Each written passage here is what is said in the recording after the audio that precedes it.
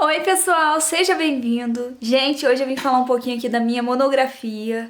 Quem já acompanha o canal há um pouquinho de tempo sabe que eu estou fazendo pedagogia, estou no 7º período e eu já fiz a minha monografia no 7º período. Eu decidi fazer de uma vez, até porque eu já estava escrevendo monografia já fazia um tempo. Então eu vou começar a apresentar vocês, vou deixar pra falar esses perrengues aí em outro vídeo, tá bom? Isso daqui é só o resumo de todo o trabalho, tá bom? Então vamos lá. O tema da minha monografia foi as avaliações como processo formativo nas escolas públicas. Minha orientadora que me ajudou na decisão desse tema, porque eu queria colocar avaliação formativa ou avaliação somativa como fracasso escolar.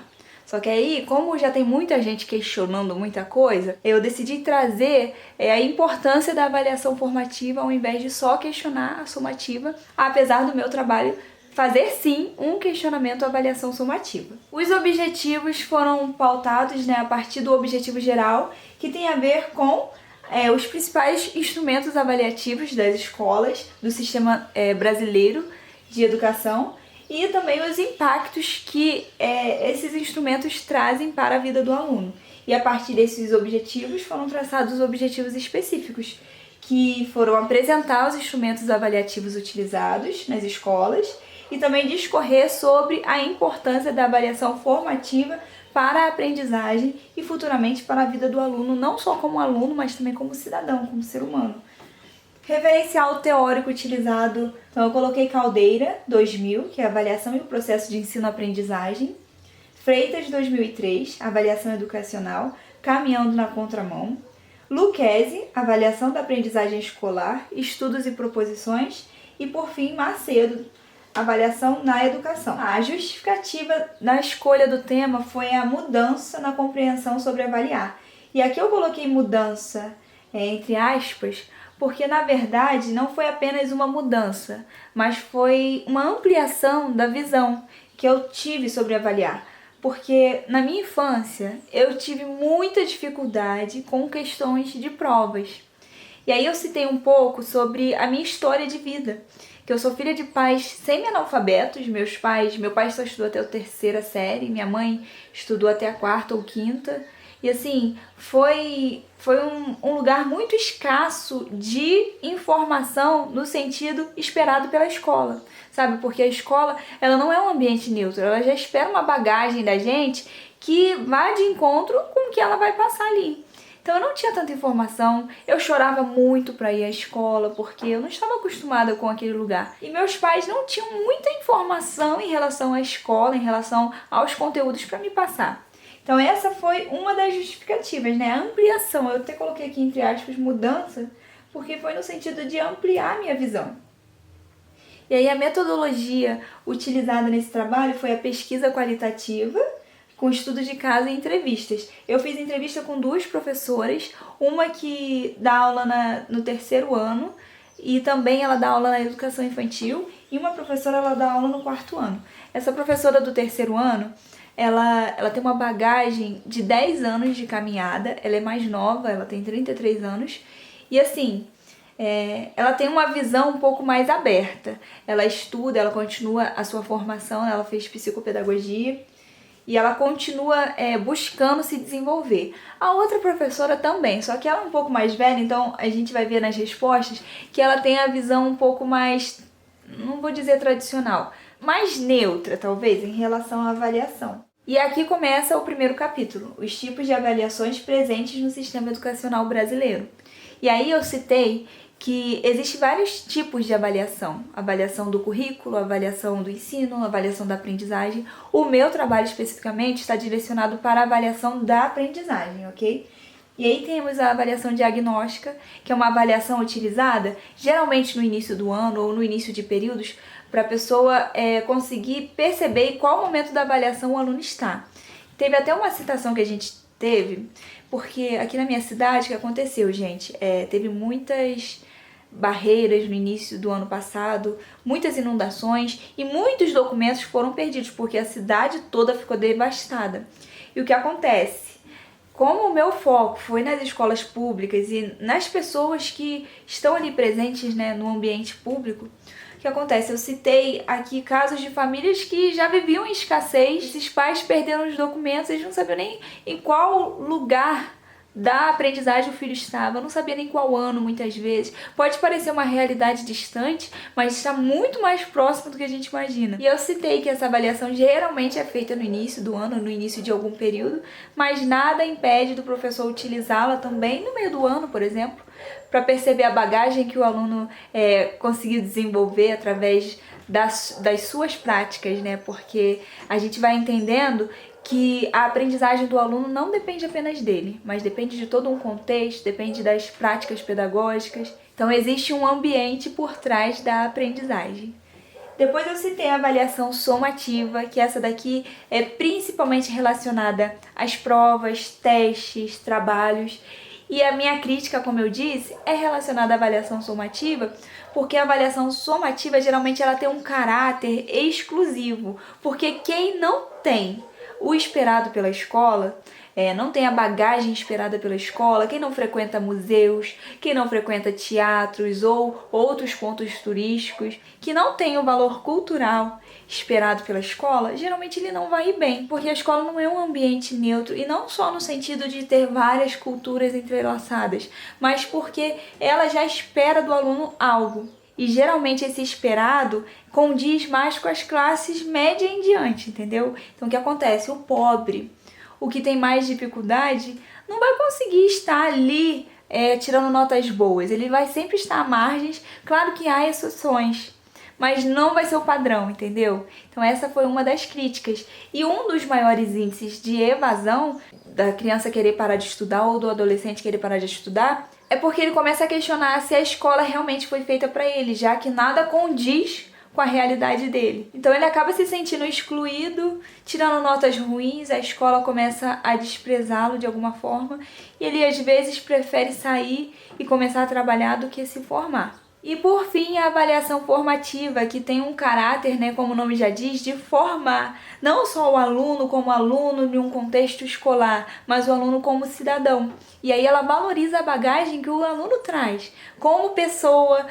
ela valoriza a bagagem que ele traz da sua cultura familiar, dos ambientes que ele vive. E essa avaliação, ela é processual, ou seja, ela ocorre durante determinado período, para que o professor realmente consiga avaliar. Eu vou citar um pouco mais de avaliação formativa, porque tem bastante contribuições, mas esse foi o primeiro capítulo, gente. Agora sim, né, se aprofundando mais no tema, como eu disse, sobre as contribuições da avaliação formativa para a aprendizagem. E aqui eu citei 3 formas de avaliação formativa, para vocês compreenderem melhor que, como eu disse, a avaliação formativa, ela busca formar o aluno como cidadão e como cidadão crítico, um cidadão ativo que busca se desenvolver em uma sociedade, não apenas aquele que recebe informações. Então, o primeiro tipo de avaliação dentro da avaliação formativa foi a avaliação informal, que ela acontece no dia a dia com o professor analisando como o aluno está desenvolvendo, como ele está interagindo em determinados conteúdos, em determinados assuntos, se ele realmente está envolvido ou o que precisa ser feito para ele se envolver.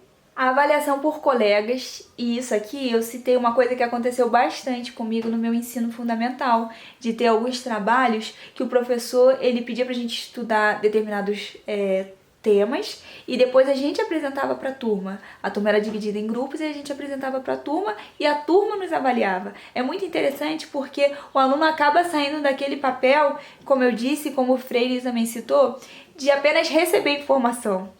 Ele compreende melhor que a aprendizagem depende dele como autor, como protagonista, e não apenas de um professor que passa informação e ele precisa receber para fazer uma prova. E por fim, a autoavaliação, que desenvolve a autonomia. Como eu disse, né, o aluno ele se coloca como protagonista. Ele vai estudar um tema, ele vai se envolver naquele tema, entendendo que aquilo vai fazer bem para ele, para o seu aprendizado. O terceiro capítulo foi análise de dados. Como eu disse, eu conversei com 2 professoras, né? Eu fiz uma entrevista com elas. E essas entrevistas estavam relacionadas ao que elas achavam da avaliação somativa, o que elas achavam do desenvolvimento do aluno a partir das avaliações, se a avaliação realmente conseguia avaliar, qual forma de avaliação elas consideravam mais relevantes. E nessas respostas, o que eu percebi foi a predominância indireta da avaliação sumativa. Eu perguntei assim, professoras, o que vocês acham da relação com as provas? A professora que trabalha com a educação infantil até citou uma questão do portfólio que a educação infantil tem. Não estava muito relacionada ao tema, mas eu entendi bastante da avaliação formativa, né, que é o processo, através dessas citações, que ela citou que ela não gosta muito de provas, que além de ser cansativo para o aluno, é cansativo para ela, para ter que elaborar essas provas, para depois ter que corrigir. E além disso, elas concordaram que essa prova sumativa ela não avalia tanto, claro que ela tem o seu valor, mas não avalia tanto quanto a formativa.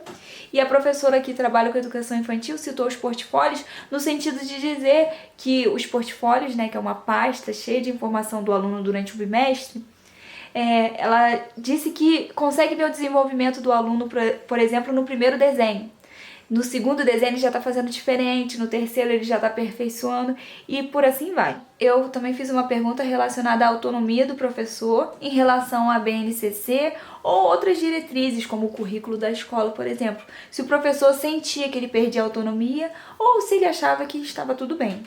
E a professora que trabalha com a educação infantil, ela me disse que não sente que perde a autonomia para realizar as provas somativas, porque ela já sente que perde essa autonomia durante o bimestre. Ou seja, acaba que na prova em si ela não sente, porque ela só vai seguir aquilo que ela trabalhou durante o bimestre. Só que ela sente um pouco presa quando, por exemplo, tem algum trabalho, algum projeto que ela queria continuar, mas ela não pode porque ela precisa seguir um currículo, precisa seguir uma diretriz. A outra professora já disse que não, que acha muito importante as provas bimestrais e que a BNCC e as outras diretrizes ajudam no sentido de não se perder e acabar se confundindo ou acabar deixando de passar algum conteúdo. Eu achei isso muito importante porque eu nunca tinha percebido, nunca tinha analisado desse jeito.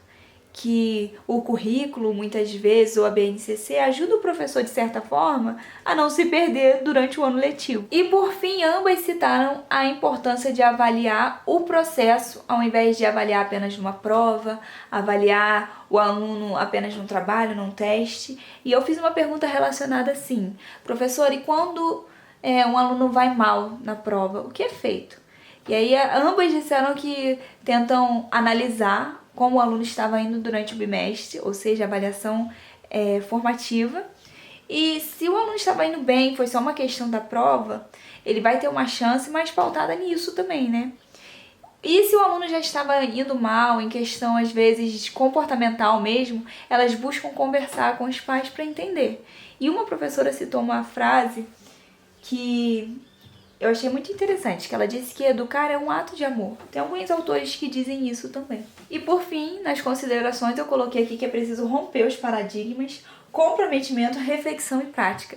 Romper no sentido de entender o processo que é avaliar, o processo que envolve o aluno, não apenas como parte de um contexto escolar, mas como alguém que vai se desenvolver e que ele vai levar aquilo para a vida. Quando ele desenvolve a autonomia, ele está se tornando um cidadão crítico, um cidadão que vai ser participativo nas situações do seu bairro, na escola, na vida no geral. E essa foi a minha monografia. Como vocês viram, o slide é apenas um resumo de tudo que foi escrito, não dá para apresentar muita coisa, porque a gente só tem de 10 a 20 minutos no máximo para apresentar tudo. Gente, eu vou comentar também um pouquinho sobre as perguntas que a banca me fez. Eu não lembro muito bem porque eu estava um pouquinho nervosa, né? Porque é uma avaliação que a gente faz ali também. Lembro que uma pergunta estava relacionada a como o professor consegue adequar a avaliação às suas práticas, alguma coisa assim. Ela não usou essas mesmas palavras, mas foi algo assim. E aí eu tentei explicar que a avaliação ela faz parte do processo e faz parte de algo natural, né? Que o professor precisa enxergar isso como natural. Até citei uma frase de Lucchesi, que eu vou ler aqui para vocês, que diz que aprender a avaliar é aprender os conceitos teóricos sobre avaliação, mas, concomitantemente a isso, aprender a praticar a avaliação, traduzindo-a em atos do cotidiano. Aprender conceitos é fácil, o difícil mesmo é passar da compreensão para a prática.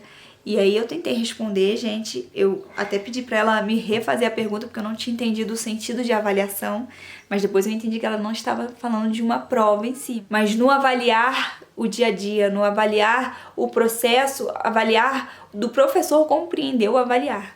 E a segunda pergunta estava relacionada a o que eu acho da avaliação somativa e se eu acho realmente que ela não tem relevância alguma para a aprendizagem, para o sistema educacional brasileiro. E aí eu respondi que a avaliação somativa tem sim suas importâncias. Eu até citei o que a professora disse, que às vezes esse currículo que a escola traz ou que as diretrizes, as normas trazem, ajuda o professor a não se perder.